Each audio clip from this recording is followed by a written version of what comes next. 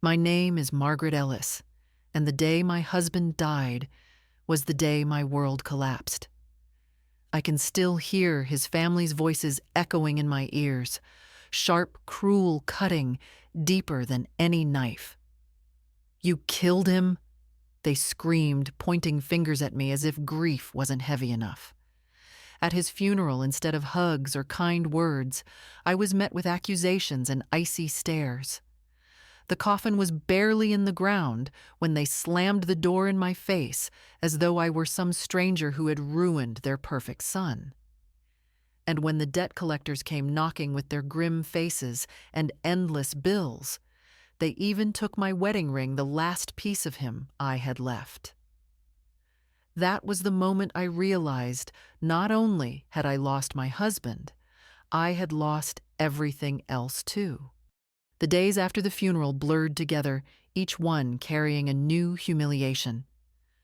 I would walk to the mailbox, my legs heavy with dread, and find yet another envelope stamped in bold red letters. Past due. Neighbors who once waved when we watered the lawn now looked at me with pity or suspicion. I could almost hear their whispers. She must have driven him to his grave.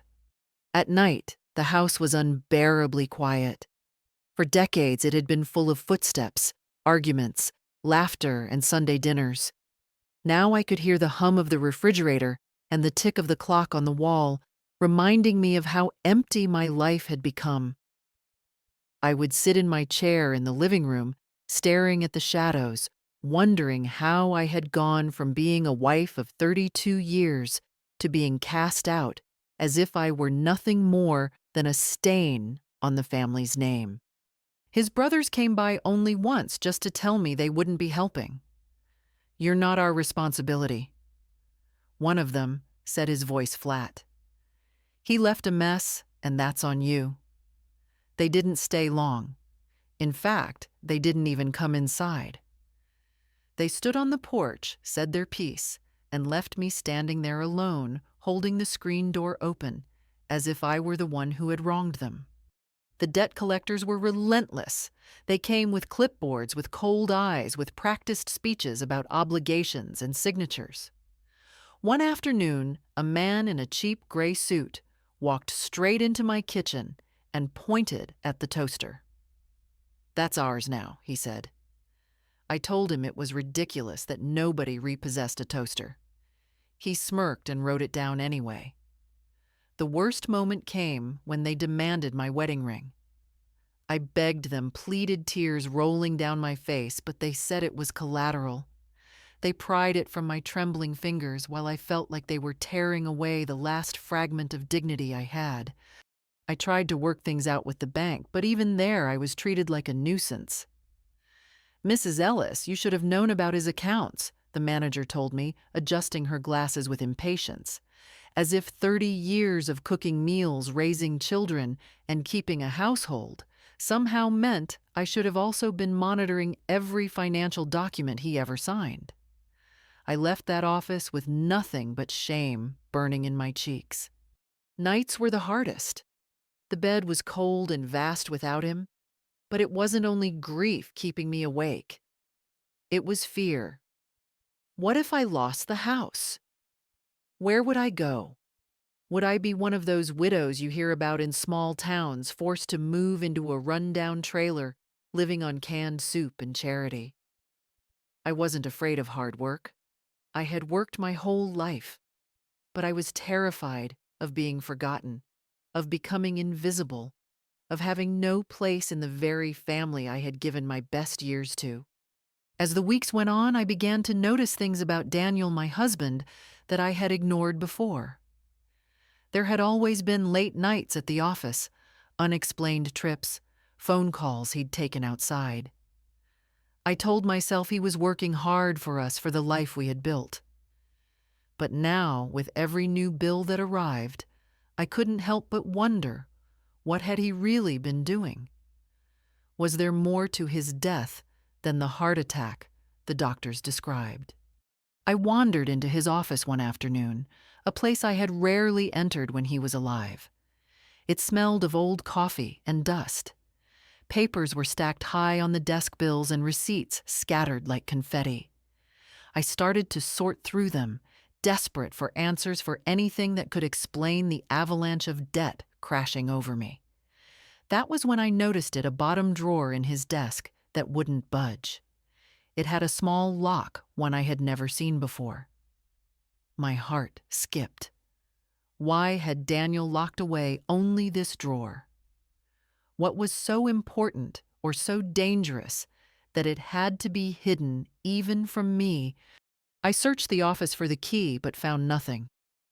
I checked coat pockets, bookshelves, even the hollow in his old Bible where he used to hide spare cash. Nothing. That locked drawer seemed to mock me, whispering secrets I wasn't meant to know.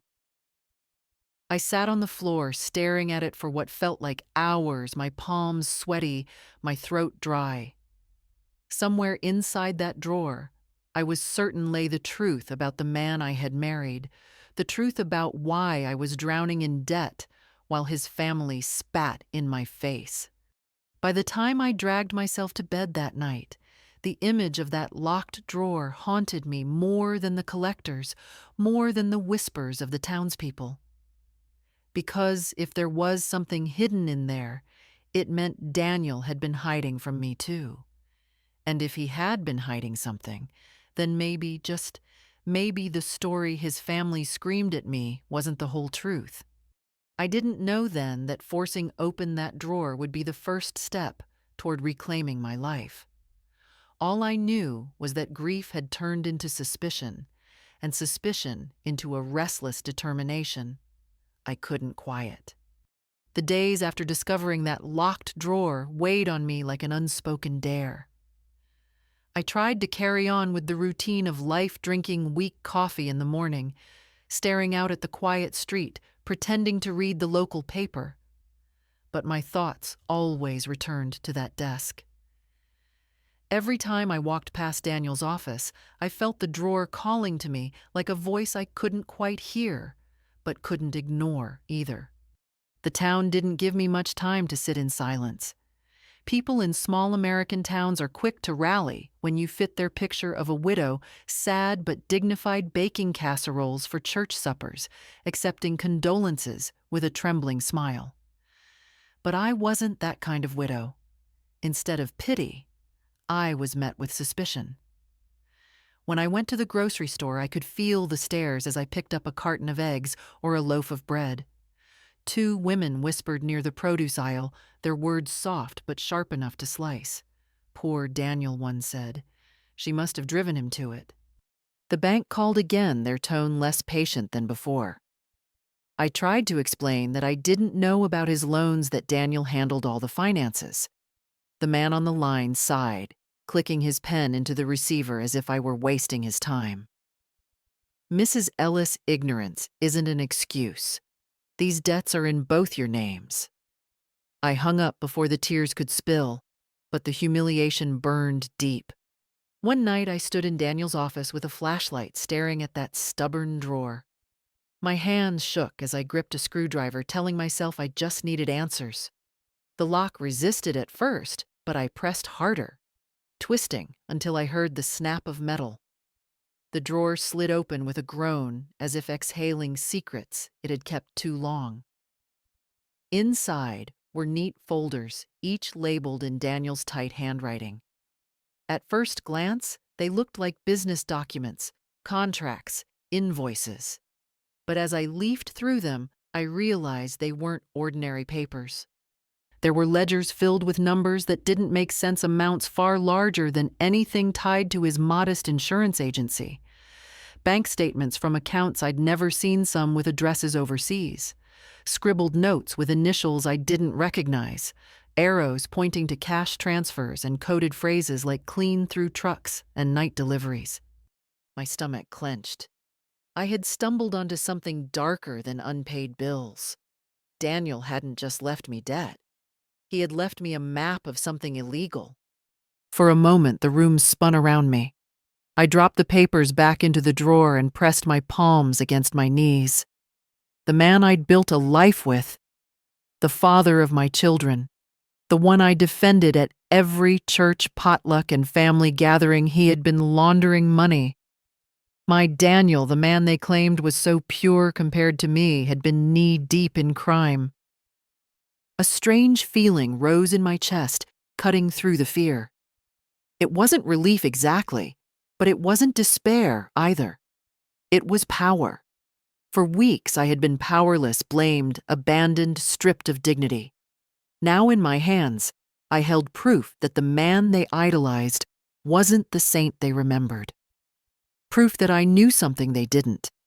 I stayed up until dawn, spreading papers across the dining room table, trying to piece together the puzzle. The numbers painted a story: shipments disguised as trucking invoices, checks funneled through shell companies, envelopes of cash deposited into accounts under false names, and behind it all, connections to men in town who walked around with spotless reputations, men who sat on church boards, sponsored little league teams, and smiled for the local paper. The thought chilled me. If Daniel had been part of their scheme, then his sudden death might not have been as simple as the doctor claimed. A heart attack? Yes, but brought on by what stress-pressure threats. I folded one paper carefully, running my finger over the ink. I could take these straight to the police, I thought. Drop them on a detective's desk and let the law handle it. But another voice whispered inside me. And then what? They'll take the papers, lock them away, and you'll still be the helpless widow with nothing. No justice, no dignity, just another victim. The idea of waiting, of holding on to the information instead of surrendering it, began to take shape. Maybe I wasn't powerless after all. Maybe with these papers I had something stronger than sympathy. The next day, when one of the collectors came banging on my door, I didn't answer right away. I stood inside, clutching one of the folders against my chest. His voice boomed through the wood, threatening repossession court ruin. For the first time, I didn't feel small. I knew something he didn't, that the debts weren't the only story here, that I had leverage he couldn't imagine. Later that week, I ran into Daniel's brother at the gas station. He looked me over with that same disdain I'd grown used to. Still hanging around that house, he sneered. I thought of the papers in my drawer, of the secrets he didn't know I held, and for the first time, I smiled back. Not the broken smile of a widow, but the quiet smile of someone who had an ace up her sleeve. I didn't know exactly what I would do yet, but I knew this: I wasn't as helpless as they thought. The folders in Daniel's drawer became my constant companions. Every night I would sit at the dining room table with a cup of instant coffee, spreading the papers out like puzzle pieces, my pen scratching notes in the margins. The house was silent, except for the ticking clock and the occasional hum of the refrigerator. But inside my head, it was loud. So many questions, so many possibilities. I learned more about Daniel in those weeks than I had in 30 years of marriage. He had been meticulous, almost obsessive about documenting the money trail. There were deposits from trucking companies that didn't exist, checks signed by names I didn't recognize, and envelopes of cash moved through pawn shops and car lots around town. It wasn't just shady, it was deliberate, systematic. The shock gave way to something else: clarity. For so long I had blamed myself. Maybe I hadn't been enough of a wife. Maybe I hadn't supported him properly. Maybe his heart gave out because of the stress I caused. That's what his family wanted me to believe. But staring at those papers, I realized his downfall had nothing to do with me. He'd been drowning in his own sins long before his last breath. Still, I didn't know what to do with what I held. Turning it over to the police would mean an investigation lawyer's endless questions. My life would be chewed up and spit out in headlines. And there was no guarantee I would come out with anything. The debts would still be there. The shame would still cling. So I kept quiet. And in my silence, I felt something I hadn't felt in months: control. The first time I tested that control was almost by accident. A debt collector named Harris showed up, his cheap suit smelling faintly of tobacco.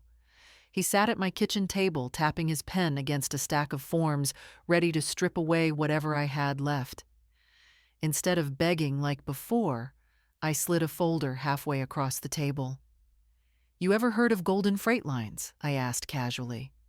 His pen froze. "What about it?" I tapped the page where Daniel had recorded payments that didn't match the invoices. Looks like someone's been laundering cash through their trucks. I wonder what the state tax board would think if they saw this. Harris's face drained of color.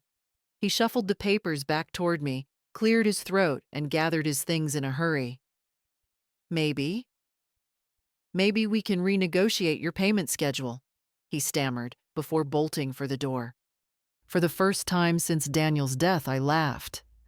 Not a cruel laugh, but the kind that bursts out when you realize you've just pulled yourself out of quicksand. That night, I slept better than I had in months. Word spread quietly among the collectors. The knocks at my door grew fewer, the threats less sharp. It wasn't that I had erased the debt, it still loomed like a storm cloud, but I had found a way to bend it, to make people think twice before crossing me. Meanwhile, Daniel's family began to notice the shift. They had grown used to me being the outcast, the widow they could scorn while polishing their own reputations. But when whispers began circulating about shady business deals connected to Daniel, their smug smiles faltered. At church one Sunday, I caught sight of Daniel's brother whispering heatedly with a deacon, his eyes darting toward me before he turned away. I didn't confront them outright, not yet, but I let my silence work. I held their gaze a little longer than necessary, offered polite smiles that felt like daggers.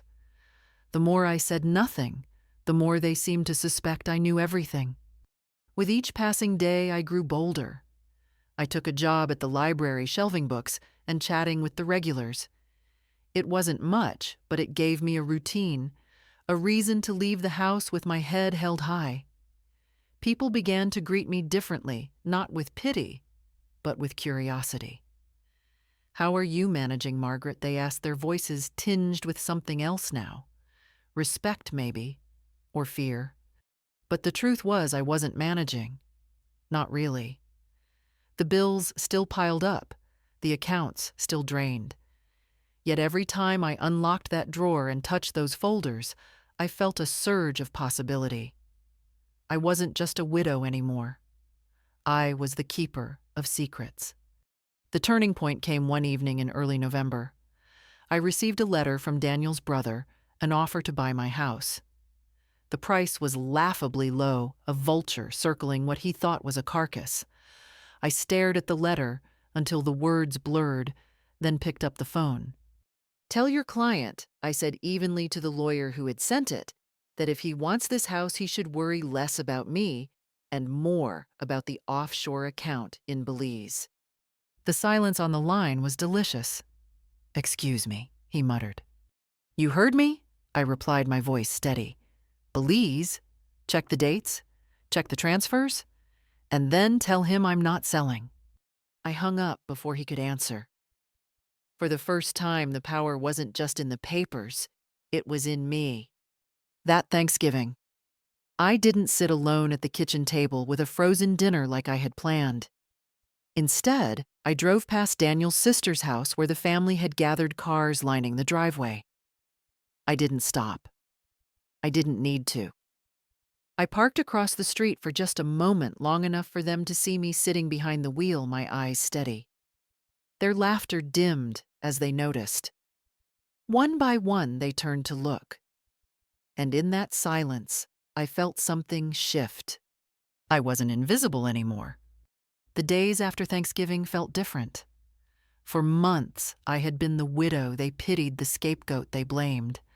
But now, with Daniel's secrets in my possession, the balance was shifting. I was no longer just surviving. I was learning how to wield what I knew. I spent hours at the library after my shifts, not just shelving books, but researching. I taught myself about offshore banking shell corporations and how dirty money snaked through small businesses that looked clean from the outside. The more I learned, the clearer Daniel's notes became. He hadn't just been careless, he'd been part of a network. And networks meant connections, leverage, and pressure points. At first, the power terrified me. I was an ordinary woman, not some mastermind.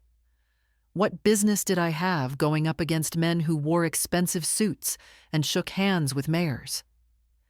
But then I remembered the way Daniel's family had sneered, the way they had slammed the door in my face, the way debt collectors had stripped me of my wedding ring. I had been treated as nothing. And now, for once in my life, I had something. I tested the waters carefully. When another collector came by, this one younger, cockier, chewing gum, as if my misery was his entertainment, I let him talk. He threatened lawsuits, repossessions, even hinted that I could end up homeless before Christmas. When he finished, I leaned across the table and whispered a name from Daniel's notes, a local businessman with a spotless reputation.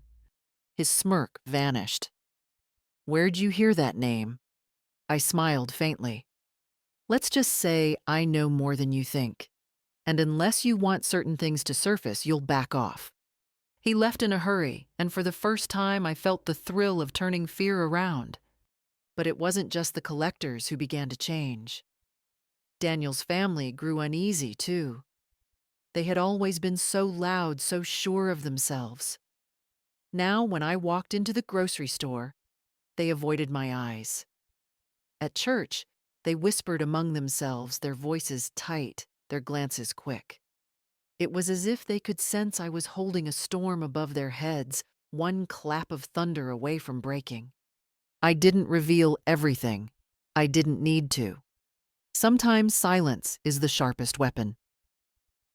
When Daniel's brother sent another letter about the house, I didn't respond with threats this time. I simply mailed back a photocopy of one page from the file's no note attached. Within days, he withdrew the offer. I wasn't reckless. I kept the original folders locked in a box under my bed, wrapped in an old quilt. Each night I checked to make sure they were still there. My greatest fear wasn't the police or even the criminals in those notes. It was losing the one thing that gave me leverage. And leverage gave me something I hadn't felt in months: dignity. With that dignity came small victories. I negotiated with the utility company, hinting that I could expose some irregularities if they pushed too hard. I found part-time work, helping a local accountant with filing, learning more about the financial world as I went. The money wasn't much, but it gave me independence, a way to buy groceries without pawning my belongings. The real turning point came when I received an invitation hand-delivered from Daniel's sister. It was for Christmas dinner. At first I laughed out loud. The same family that had cast me out now wanted me at their table, but then I realized it wasn't kindness. It was fear. They wanted to keep me close, to measure what I knew. I went. The house smelled of roasted turkey and cinnamon, but the atmosphere was thick with tension. They seated me at the far end of the table, as if distance could diminish me. Yet every time I lifted my fork, I could feel their eyes flicker toward me, waiting for me to speak. I didn't say much. I didn't need to. When the conversation turned to Daniel, his hard work, his legacy, I let a soft chuckle escape. It silenced the room. "What's so funny?" his brother demanded. I met his gaze calmly. Legacy is a complicated word. The rest of the meal passed in uneasy quiet. And when I left, I saw something in their faces I hadn't seen before. Not contempt, not blame, but fear. That night, as I hung my coat by the door, I realized I had crossed a threshold. I wasn't just surviving with secrets anymore. I was shaping outcomes, tilting scales, reclaiming pieces of myself they had tried to erase. But with power came temptation. I could feel it creeping in the whisper that maybe I could take more. Maybe I could do more than defend myself. Maybe I could make them pay, all of them. The thought both thrilled and frightened me. I had lived my whole life playing by the rules, and where had it gotten me? Cast out, humiliated, stripped bare. Now I had something sharper than rules. and I wasn't sure I could stop.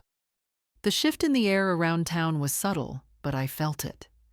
People who once whispered behind my back now watched me with cautious eyes. Neighbors who had avoided me after Daniel's funeral suddenly waved from their porches, their smiles stiff, uncertain. Even the cashier at the grocery store, who used to barely glance at me now, asked if I needed help carrying my bags. I realized it wasn't kindness, it was caution.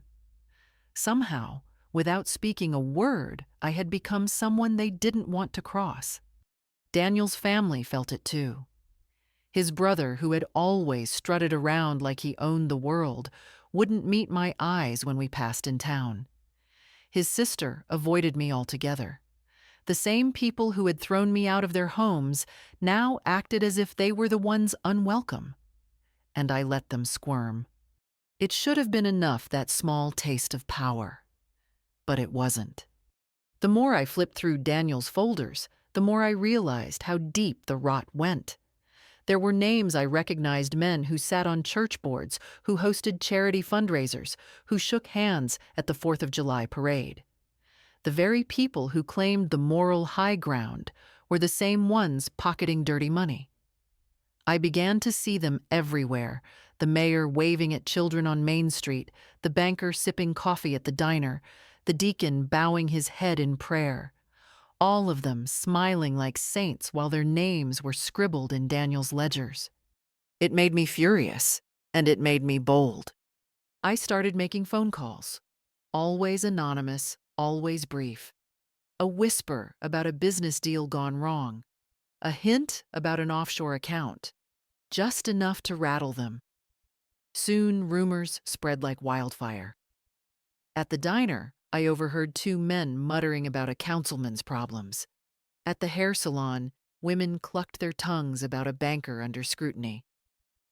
I sipped my coffee and said nothing, but inside, I burned with satisfaction. My revenge wasn't loud or dramatic. It was quiet, surgical. A little truth here, a little exposure there, until Daniel's proud family no longer walked tall.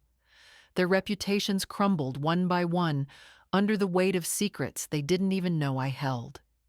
But power is a dangerous companion. It seeps into your veins, whispers in your ear, tempts you to go further.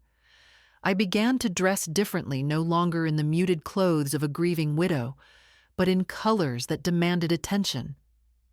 I cut my hair, bought a new coat, held my head high when I walked downtown. People noticed. "Margaret looks different," I heard one woman say. Different was right. I wasn't invisible anymore. And yet, beneath the surface, a question gnawed at me: how far could I go before I lost myself? One night, I sat at the dining table with the folders spread out in front of me. The lamplight glowed on the pages, highlighting names, dates, figures that could ruin lives. My hands trembled as I traced the ink. This wasn't just about Daniel's debts anymore. It wasn't even about his family's cruelty. It was about the intoxicating feeling of holding people's fates in my hands. I thought about calling the police, handing everything over, washing my hands of it all. But when I pictured myself walking into the station, I saw the smirks, the doubts, a widow with a box of accusations. They'd pat me on the shoulder, tell me to go home and bury the evidence. I'd be back where I started, powerless. No, I told myself, not yet. The chance to test my resolve came sooner than I expected. Daniel's eldest brother showed up at my door, his face red with anger. He accused me of spreading lies, of dragging the family name through the mud. He stepped closer, jabbing a finger toward my chest. I didn't flinch. Instead, I calmly walked to the living room, pulled a single sheet from one of Daniel's folders, and held it out. "Do you recognize this signature?" I asked. His eyes darted across the page. He stammered, his bravado cracking. Without another word, he shoved the paper back at me and stormed out. I watched him go with a steady calm I hadn't known in months. The tables had turned. Thanksgiving had been the first sign, but Christmas sealed it. This time, when I sat at the family table, no one dared to insult me. They served me first. They laughed nervously at my jokes. They waited for me to speak as if I held the script for the evening. And in a way, I did. Yet as I looked around that table at faces once cruel and now cowed, I felt something I hadn't expected: emptiness. I had won this small war, but the victory didn't warm me. The silence I commanded was not respect, it was fear. Later that night, alone in my house, I sat with the folders and stared at them as if they were mirrors. Who was I becoming? Daniel had used these same tricks to build power, to manipulate, to hide. Was I any different now? The thought unsettled me, but I didn't close the box. I couldn't. Because deep down, I wasn't ready to give up the power I had fought so hard to seize. The new year came cold and gray, and with it a silence that was almost worse than the shouting. Daniel's family no longer confronted me, no longer pointed fingers in public. They avoided me altogether, crossing the street when they saw me lowering their eyes at church. I should have felt triumphant. I had wanted them to fear me, to choke on the lies they had fed me for months. And yet, as the snow gathered on the sidewalks and the days grew shorter, I felt something else creeping in: a hunger. It wasn't enough to have silenced them. I wanted them to pay. I began leaking more pieces from Daniel's files.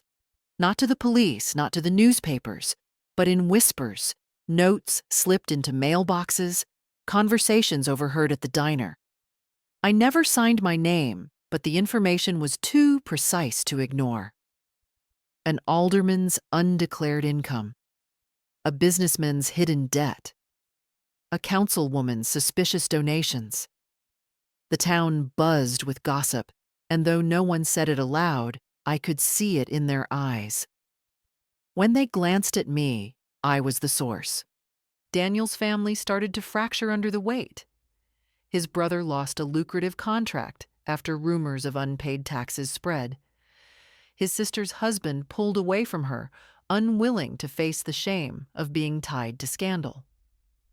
At one point, I heard that a nephew had dropped out of college, embarrassed by whispers about the family name. I didn't feel guilty.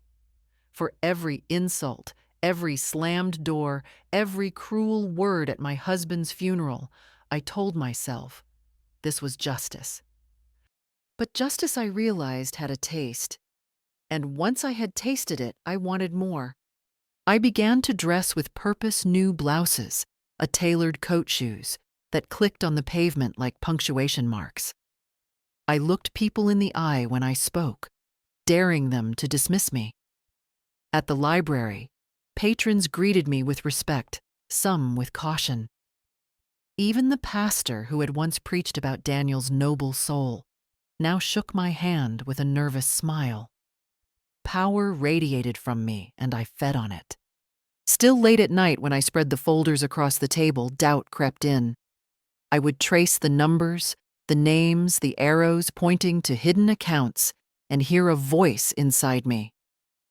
You're no different from him now. Daniel had lived in secrets, thrived on manipulation, built a kingdom of shadows. Was I building one too? One evening, I invited a friend from church over for tea. She was one of the few who hadn't abandoned me in my grief. As we sat at the table, steam rising from our mugs, she looked at me carefully. "Margaret," she said softly, "you seem changed." I stiffened. "Changed how?" "Stronger," she said quickly, "but also harder. You smile, but it doesn't reach your eyes anymore." I wanted to laugh it off, but her words pierced me. That night, when I looked in the mirror, I barely recognized the woman staring back. She was sharp, polished, commanding, but was she still me? The temptation to go further grew when I received a call from one of Daniel's old associates. His voice was calm, almost amused. "You've been busy," he said. My heart pounded. "I don't know what you mean." "Don't play coy," he chuckled. "We know Daniel left you something. Just remember, if you have the files, you also have the target on your back." He hung up before I could respond. For the first time, fear slipped through my armor. If these men knew I had the documents, what would they do? My hand shook as I locked the folders back in their box and shoved it under my bed. But even then, I couldn't bring myself to destroy them. Because as much as they endangered me, they empowered me. Weeks later, Daniel's cruelest brother, the one who had called me useless to my face, showed up at my door again. But this time, he wasn't angry. He was desperate. His business was collapsing, his reputation in tatters. He begged me to stop whatever I was doing. "Please," he said, his voice trembling. "We're family." The irony nearly made me laugh. Family. Where was that word when they had cast me out? I stood tall in the doorway, watching him squirm, savoring the shift in power. But instead of slamming the door, I leaned closer and whispered, "Do you really want me to open that folder?" He paled, stammered, and left without another word. That night, as I sat alone with the box, I felt both victorious and hollow. The files had given me everything I thought I wanted: fear, respect, control. But in their pages, I also saw my reflection changing. I was no longer just a widow fighting for survival. I was a woman walking the same path Daniel had walked, a path paved with secrets and intimidation. The line between justice and corruption blurred, and I didn't know if I could still see it. The snow melted, and with spring came a strange quiet.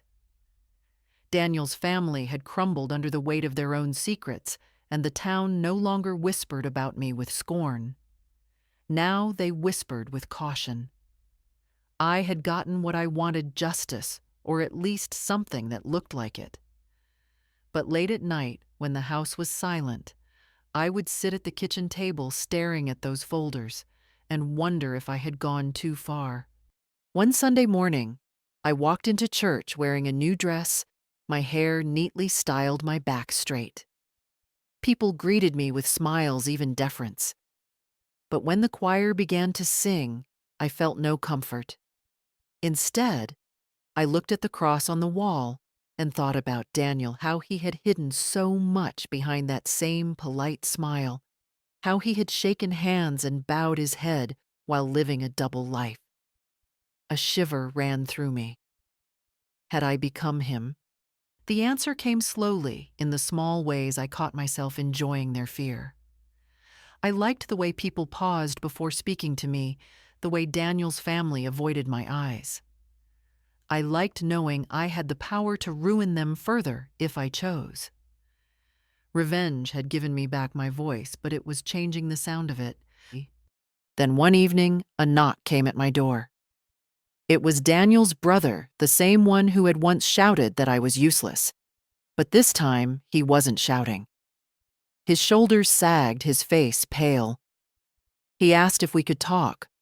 We sat at my kitchen table, and for the first time, he spoke with honesty. He admitted the family had been cruel. He admitted they had abandoned me when I needed them most.